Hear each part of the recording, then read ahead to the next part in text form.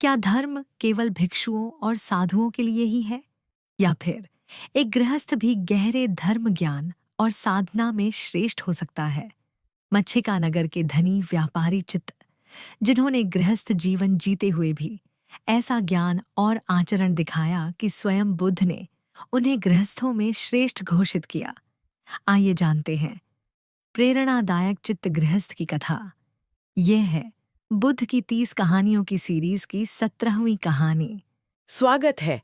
आज हम एक बहुत दिलचस्प कहानी पर गौर करने वाले हैं। ये कहानी है चित्त गृहस्थ की। लगभग 2500 साल पहले की बात है। 518 ईसा पूर्व, मध्य भारत के मच्छिका नगर के। हाँ, मच्छिका नगर। चित्त वहां के एक जाने माने व्यापारी थे, काफी धनी।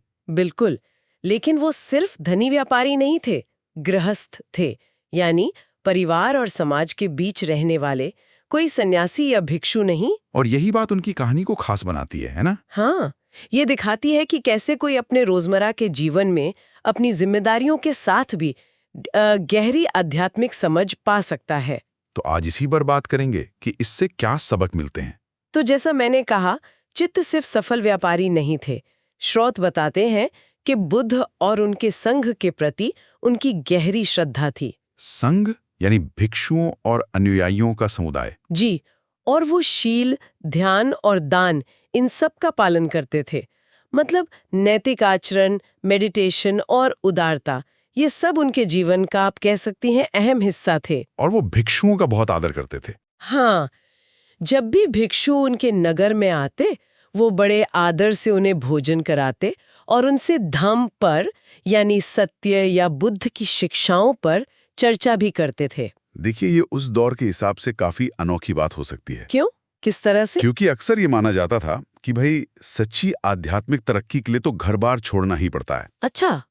तो चित्त का धनवान होना और फिर भी इतना समर्पित होना, ये थोड़ा अलग था। ये सवाल भी उठाता है कि क्या दुनियावी सफलता और आध्यात्मिक गहराई साथ-साथ चल सकती हैं? सोचने वाली बात है। और उनकी उदारता, जो दान की बात आपने की, वो सिर्फ चीजें देना नहीं था शायद। हो सकता है ये उनकी अपनी संपत्ति से एक तरह की अनासक्ति, डिटैचमेंट का भी प्रतीक हो। सही कहा।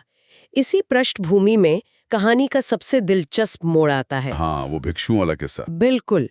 एक बार कुछ वरिष्ठ भिक्षु उनके पास आए, लेकिन उनके मन में थोड़ा संदेह था। संदेह? किस बात का? शायद वो ये सोच रहे थे कि भाई ये तो गृहस्थ हैं, दुनियादारी में लगे हैं, क्या ये वाकई धर्म के गहरे सत्य समझ सकते हैं या सिर्फ ऊपरी बातें ही जानते होंगे? हाँ, ये संदेह शायद उनके अपने अनुभव से आया होगा। देखिए, भिक्षु अपना जीवन त्याग में बिताते थे। सही बात है। तो उनके लिए ये सोचना मुश्किल हो सकता है कि कोई घर परिवार, बिजनेस संभालते हुए भी गहरी समझ रख सकता है। ये उस समय के दो रास्तों, भिक्षु जीवन और गृहस्थ जीवन के बीच का एक तरह का तनाव भी दिखाता है। शायद वो चित्त की परीक्षा लेना चाहते थे। और चित्त ने इस परीक्षा का सामना कैसे किया? क्या हुआ फिर? उन्होंने बड़ी विनम्रता से लेकिन उतनी स्पष्टता से जवाब दिए। अच्छा। हाँ, उन्होंने तर्क और उदाहरणों के साथ धम्म के गूढ़ सिद्धांत समझाए। ऐसा लगता है कि उनका ज्ञान सिर्फ किताबी नहीं था, बल्कि उनके अपने अनुभव और प्रज्ञा यानी गहरी समझ पर आधारित था। मतलब उनकी बातों में वजन था। बिल्कुल, यही बात खास है। चित्त ने शायद ये दिखाया कि सच्ची समझ परिस्थितियों से ज्यादा आपकी आंतरिक प्रैक्टिस और अनुभव पर निर्भर करती है। तो उनका रोजमर्रा का जीवन ही उनकी साधना का क्षेत्र था, कह सकते हैं। हाँ, कह सकते हैं। उनके व्यापारिक फैसले, लोगों से उनका व्यवहार, ये सब शायद उनके ध्यान और शील के अभ्यास का ही हिस्सा थे। उन्होंने ये साबित किया कि ज्ञान सिर्फ मठ की दीवारों तक सीमित नहीं है, उसे घर की दहलीज पर भी पाया और जिया जा सकता है। सही कहा। और उनके उत्तर इतने सटीक और गहरे थे कि वो अनुभवी भिक्षु भी हैरान रह गए। और इसका नतीजा क्या निकला? उन भिक्षुओं पर क्या असर हुआ? उन भिक्षुओं को मानना पड़ा कि भाई भले ही चित्त गृहस्थ हैं, पर उनका ज्ञान किसी पहुंचे हुए भिक्षु से कम नहीं है। वाह! और ये बात फिर बुद्ध तक भी पहुंची। हाँ, बिल्कुल। और बुद्ध ने चित्त की बहुत प्रशंसा की। उन्होंने कहा, मेरे गृहस्थ अनुयायियों में चित्त सबसे श्रेष्ठ है। ये तो बहुत बड़ी उपाधि हुई। हाँ, बहुत बड़ी। अगर हम इसे बड़े परिप्रेक्ष्य में देखें तो बुद्ध का ये कहना एक तरह से गृहस्थ जीवन में आध्यात्मिक संभावना को मान्यता देना था। यानी ये कहना कि निर्वाण का मार्ग सबके लिए खुला है। जी हाँ, ये इस विचार को बल देता है कि परम मुक्ति का रास्ता सिर्फ सन्यासियों के लिए नहीं, बल्कि घर में रहकर अपने कर्तव्य निभाने वालों के लिए भी खुला है, बशर्ते वो शील, दान और प्रज्ञा का अभ्यास करें। और बुद्ध का संग सिर्फ भिक्षुओं का नहीं था, गृहस्थ अनुयायी भी थे। बिल्कुल, और चित्त उसका एक आदर्श उदाहरण थे।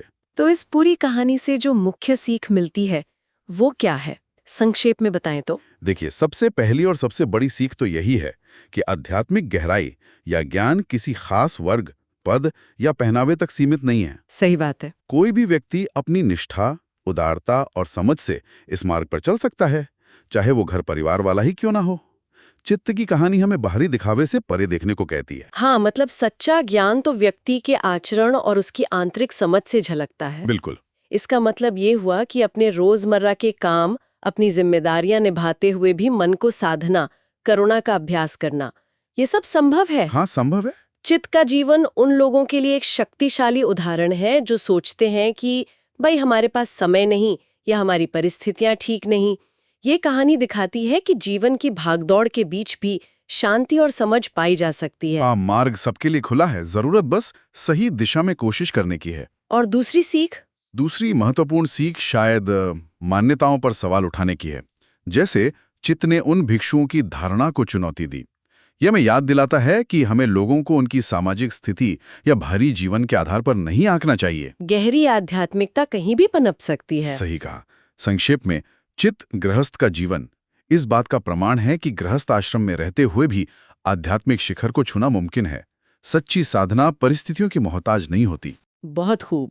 तो जाते जाते एक विचार छोड़ जाते हैं किस पर सोचा जा सकता है। जी। आज की इस तेज रफ्तार जिंदगी में, जहां काम और परिवार की जिम्मेदारियां इतनी ज्यादा हैं, चित्त गृहस्थ के जीवन का वो कौन सा एक सिद्धांत है, चाहे वो जिम्मेदारियों के साथ संतुलन हो या गहरी साधना या उदारता या फिर धन के बीच विवेक, जो आपको लगता है सबसे ज्यादा प्रासंगिक है, जिसे अपनाकर हम अपनी जिंदगी में आध्यात्मिक संतुलन ला सकते हैं। इस पर जरूर सोचिएगा। अगर आपको यह कहानी प्रेरणादायक लगी हो तो वीडियो को लाइक करें, कमेंट में नमो बुद्धाय लिखें और बताएं कि आपने क्या सीखा। वीडियो को अपने मित्रों के साथ जरूर शेयर करें और ऐसी ही और कथाओं के लिए चैनल टेल्स फोरम को सब्सक्राइब करें। अगली कथा की सूचना पाने के लिए बेल आइकन दबाना न भूलें। बुद्ध की 30 कहानियों की इस यात्रा में हमारे साथ बने रहें। हर कहानी एक नई सीख, एक नई दिशा लेकर आती है। नमो बुद्धाय।